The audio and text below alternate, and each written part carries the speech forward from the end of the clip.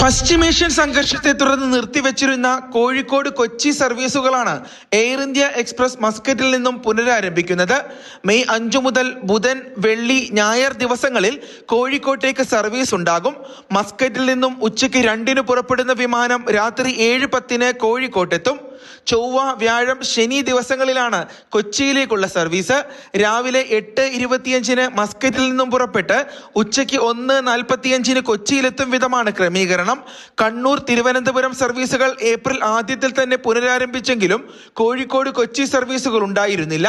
ഒമാനിൽ സ്കൂൾ അവധിക്കാലം കൂടി ആരംഭിക്കാനിരിക്കുന്നതിനാൽ മസ്കറ്റിൽ നിന്നും കേരളത്തിലേക്കുള്ള മുഴുവൻ സർവീസുകളും പുനരാരംഭിക്കുന്നത് പ്രവാസികൾക്ക് സഹായകമാകും. കൊച്ചിക്കും കോഴിക്കോട്ടേക്കും മുമ്പ് ദിവസേന സർവീസുകൾ ഉണ്ടായിരുന്നു. ഒരിടവേളയ്ക്ക് ശേഷം പുനരാരംഭിച്ചപ്പോൾ ആഴ്ചയിൽ 3 സർവീസുകളാക്കി കുറച്ചിട്ടുണ്ട്. എങ്കിലും സർവീസുകൾ വീണ്ടും തുടങ്ങുന്നത് ആശ്വാസമാണ്. അതേസമയം സലാലയിൽ നിന്നുള്ള സർവീസുകൾ പുനരാരംഭിക്കുന്നത് സംബന്ധിച്ച് എയർ ഇന്ത്യ എക്സ്പ്രസ് തീരുമാനമെടുത്തിട്ടില്ല. Mathrubhumi News, Muscat.